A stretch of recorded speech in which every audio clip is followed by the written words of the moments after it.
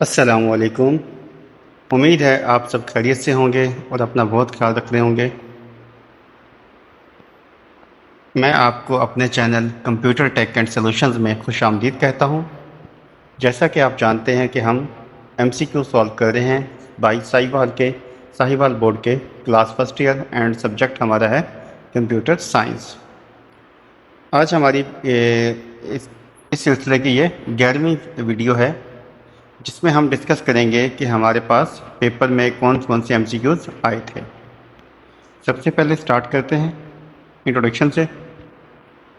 मेरा नाम मोहम्मद नवीद अंजुम है और मैं एक कॉलेज में लेक्चरर की ड्यूटी परफॉर्म कर रहा हूँ एज ए कंप्यूटर लेक्चरर।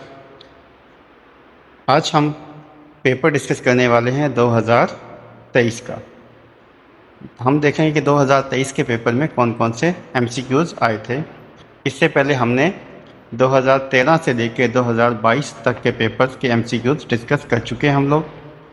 तो आज हमारे पास 2023 का पेपर है। अगर आपको पिछले किसी भी एमसीक्यूज़ में कोई डाउट है, कोई कन्फ्यूजन है, तो आप वो वीडियोस दोबारा चेक करें। अगर फिर भी क्लियर नहीं होता तो आप कमेंट सेक्शन में कमेंट करके उनके बारे में जान सकते हैं।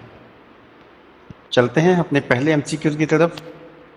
हमारे 2023 के पेपर का पहला सवाल इसमें पूछा गया है, the idea of storing program in memory was given by, कि वो आइडिया जिसमें हमें क्या करते हैं कि प्रोग्राम को मेमोरी में स्टोर करते हैं, ये आइडिया किसने दिया था।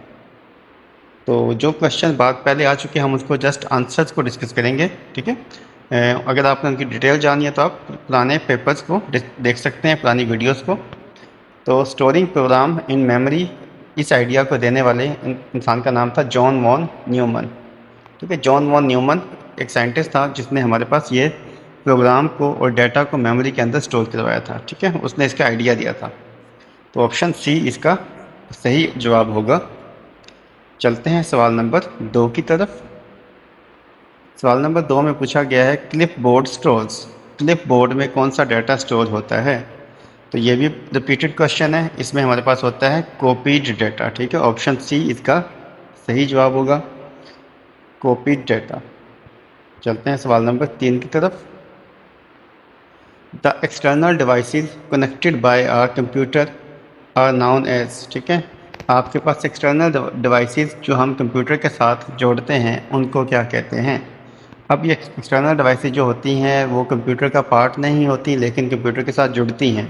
तो इन डिवाइसेस को हम कहते हैं पेरिफेरल डिवाइसेस, ठीक है, पेरिफेरल्स। तो इसका सही जवाब होगा option D, peripherals devices. Question number 4, the length of IP version 4 address is, कि IP वर्जन 4 जो एड्रेस था आपका IP एड्रेस, उसमें किसकी लेंथ कितनी होती है, ठीक है। ये अभी भी हम यूज़ करते हैं IP वर्जन 4, तो उसकी लेंथ कितनी होती है। उसकी लेंथ हमारे पास ऑप्शन देखें यहाँ पे, 8 बिट, 16 बिट, 24 बिट या 32 बिट। तो इसका सही जवाब है 32 बिट, ठीक है। IP वर्जन 4 की लेंथ होती है 32 बिट और IP वर्जन 6 की लेंथ होती है 128 बिट। अगर हम इसको बाइट में करें तो बाइट में कन्वर्ट करने के लिए आपने इसको 8 से तकसीम कर देना है। तो 32 बिट जो हमारे पास होंगे वो होंगे 4 बाइट, और 128 बिट जो हमारे पास होंगे वो होंगे आपके पास 8 से तकसीम करेंगे तो हमारे पास क्या आएगा, वो 16 बाइट, ठीक है। जो हमारे पास है 128 बिट को, ठीक है, 16 बाइट बनते हैं वो। चलते हैं सवाल नंबर 5 की तरफ। इसका जवाब होगा डी ऑप्शन, ठीक है। सवाल नंबर 5, सवाल नंबर 5 में पूछा गया है, a list of documents waiting to be printed on printer is called, के डॉक्यूमेंट्स की लिस्ट जो जो आपका प्रिंटर का वेट कर रही होती है प्रिंट करने के लिए, उस डॉक्यूमेंट्स की लिस्ट को क्या कहते हैं। तो उस डॉक्यूमेंट्स की लिस्ट को हम कहते हैं प्रिंट क्यू। ये भी हमारा क्वेश्चन रिपीट हो चुका है, ठीक है, कि प्रिंट कि आपके पास प्रिंटर में हम बहुत सारी कमांड्स दे देते हैं, तो प्रिंटर अपना क्या कर लेता है, जो ऑपरेटिंग सिस्टम है, ऑपरेटिंग सिस्टम के पास एक मतलब के फोल्डर होता है, इसको कहते हैं प्रिंट क्यू। तो प्रिंट क्यू में हमारे वो डॉक्यूमेंट्स जो हम प्रिंट करने वाले होते हैं वो सब, उन सब का रिकॉर्ड प्रिंट क्यू में सेव होता है हमारे पास। तो इसका ऑप्शन होगा ऑप्शन ए, इसका करेक्ट आंसर होगा। चलते हैं सवाल नंबर 6 पे। सवाल नंबर 6 में पूछा गया है मेमोरी कंसिस्ट ऑफ, ये भी रिपीटेड सवाल है। मेमोरी हमारे पास किस चीज़ पर कंसिस्ट करती है? इसका ऑप्शन है सेल्स। ठीक है, मेमोरी सेल्स पर कंसिस्ट करती है। ऑप्शन बी इसका सही जवाब होगा। चलते हैं सवाल नंबर 7 की तरफ। सवाल नंबर 7 में पूछा गया है work book is the group of, कि वर्क बुक हमारी किस चीज़ का ग्रुप होती है? वर्क बुक होती है हमारे पास जैसे मैनी रोज। वर्क बुक हमारे पास क्या होती है? वर्क बुक जैसे बेसिकली ये MS एक्सेल का सवाल है। माइक्रोसॉफ्ट एक्सेल में हमारे पास चैप्टर नंबर 9 से कि वर्क बुक में क्या होती हैं। वर्क बुक में हमारे पास होती हैं वर्कशीट्स होती हैं। ठीक है, वर्कशीट्स एक वर्क बुक के अंदर डिफरेंट वर्कशीट होती हैं। इसका ऑप्शन बी इसका सही जवाब होगा। चलते हैं 8वें सवाल की तरफ। 8वां सवाल हमारे पास स्क्रीन पे है which of the given is biometric technique for person identification, कि किसी भी इंसान की शनाख्त के लिए जो बायोमेट्रिक टेक्निक है उसको क्या कहते हैं? बायोमेट्रिक मतलब कि उसके बायोलॉजिकल आइडेंटिफिकेशन। ठीक है, बायोलॉजिकल आइडेंटिफिकेशन के लिए जो टेक्निक है उसको क्या कहते हैं? एक्सेस कार्ड बायोलॉजिकल नहीं है ये। ठीक है, फिंगरप्रिंट ये बायोलॉजिकल है, पिन ये भी बायोलॉजिकल नहीं है, पासवर्ड ये भी बायोलॉजिकल नहीं है। तो हमारे पास बायोमेट्रिक टेक्निक क्या होगी इसमें से? ऑप्शन बी फिंगरप्रिंट इसका सही जवाब होगा। सवाल नंबर 9, इस सवाल में पूछा गया है data processing is also known as, data processing को और क्या कहते हैं? डेटा प्रोसेसिंग को हम कहते हैं कंप्यूटिंग। इसका सही जवाब है computing. Data processing is also called computing. Data processing में हम कोई भी ऑपरेशन परफॉर्म करते हैं डेटा के ऊपर, तो डेटा के ऊपर ऑपरेशन परफॉर्म करने के अमल को हम कहते हैं कंप्यूटिंग करना, कंप्यूट करना। ऑप्शन बी इसका सही जवाब होगा कंप्यूटिंग। चलते हैं सवाल नंबर 10 की तरफ। सवाल number 10, testing a program component is called, के प्रोग्राम के कंपोनेंट को टेस्ट करना इसको क्या कहते हैं? बहुत दफ़ा रिपीट हो चुका है सवाल ये, तो इसको हम कहते हैं यूनिट टेस्टिंग। ठीक है, यूनिट टेस्टिंग ऑप्शन डी। सवाल नंबर 11,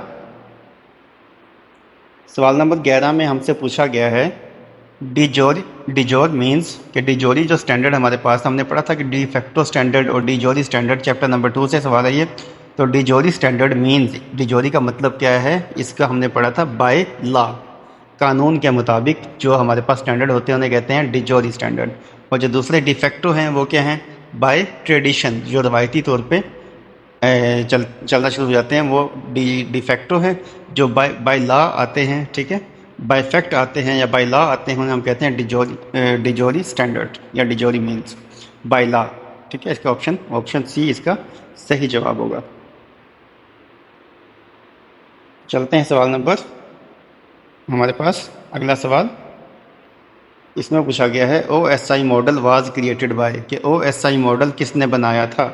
OSI मॉडल आपका बना था ISO कंपनी थी, उसने OSI मॉडल बनाया था। ठीक है, ISO OSI मॉडल का सवाल हर दफ़ा पेपर में आता है। ठीक है, कोई ना कोई सवाल लाजमी आता है, तो इसको ध्यान से देख लीजिएगा। इसमें ऑप्शन क्या होगा? Option A ISO।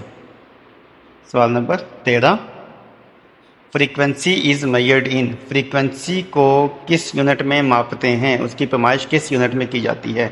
फ्रीक्वेंसी को मापने के लिए हम यूज़ करते हैं हर्ट्स। ठीक है, हर्ट्स इसका यूनिट है फ्रीक्वेंसी का। ऑप्शन सी इसका सही जवाब होगा। सवाल नंबर 14, सवाल नंबर 14 में पूछा गया है most data transmitted over telephone line uses, के ज़्यादातर डाटा जो टेलीफोन लाइंस पे हम ट्रांसफ़र करते हैं वो क्या इस्तेमाल करता है? वो सीरियल ट्रांसमिशन इस्तेमाल करता है, पैरेलल ट्रांसमिशन इस्तेमाल करता है, या डायरेक्ट ट्रांसमिशन इस्तेमाल करता है, या फिर सीक्वेंशियल ट्रांसमिशन इस्तेमाल करता है? तो पैरेलल जो ट्रांसमिशन होती है हमारे पास वो हमेशा क्या होती है? सीरियल होती है। ठीक है, सीरियल मतलब कि उसमें बिट बाय बिट आपका डाटा पैकेट बाय पैकेट या ब्लॉक बाय ब्लॉक हमारा ट्रैवल कर रहा होता है। ठीक है, सीरियल में हमारा डाटा सीरियल में सीरीज़ के साथ ट्रैवल करता है, वन आफ्टर एन अदर। सारा डाटा इकट्ठा नहीं जाता, वन आफ्टर एन अदर। ठीक है, उसका ऑप्शन होगा ऑप्शन ए। चलते हैं सवाल नंबर 15 की तरफ। सवाल नंबर 15 पूछा गया है many banks provide the facility of, कि बहुत सारे बैंक्स किस चीज़ की फैसिलिटी प्रोवाइड करते हैं? तो इसका जवाब होगा सही हमारा ATM। ये सवाल भी बार बार पेपर में आ चुका है। ठीक है। ATM ऑटोमेटेड टेलर मशीन बहुत सारे बैंक्स के पास होती है, ये उनके बाहर लगी होती है। आप देखते हैं अक्सर बैंक्स के बाहर ये लगी होती है। और आप वैसे पेट्रोल पंप पे देखें, वहाँ पे भी लगी होती है बैंक्स, जहाँ से हम पैसे निकलवाते हैं ATM कार्ड के ज़रिए। ठीक है, इसका ऑप्शन होगा ऑप्शन डी। तो हमारा 2023 का पेपर सवाल नंबर 1 से लेके 15 तक सारे MCQs हमने सॉल्व कर लिए हैं। तो उसके बाद हमारे पास है नेक्स्ट हम अब देखें, हमारे पास ये सवाल 2023 का पेपर हो चुका है सॉल्व। इसके अलावा इसके पीछे वाले जितने भी पेपर्स हुए थे वो सब हम पीछे इससे पहले की वीडियोस, उन सब के लिंक मैं आपको डिस्क्रिप्शन में दे दूंगा। तो आप वहां से उन वीडियोस को भी देख सकते हैं। उससे आपका क्या होगा कि आपकी MCQ पेपर की तैयारी बहुत अच्छी हो जाएगी। तो आई रिकमेंड कि आप पुरानी वीडियोस देखिएगा। और आपको कोई भी डाउट है, कोई भी आपका सवाल है, तो आप कमेंट सेक्शन में कमेंट करके उसके बारे में पूछ सकते हैं, उसके बारे में जान सकते हैं। इंशाल्लाह पेपर की तैयारी काफ़ी अच्छी कीजिएगा और उम्मीद है कि आपका पेपर बहुत अच्छा होगा। Thank you very much. Stay blessed, stay healthy and take care of yourself. मिलते हैं इंशाल्लाह अगली वीडियो में।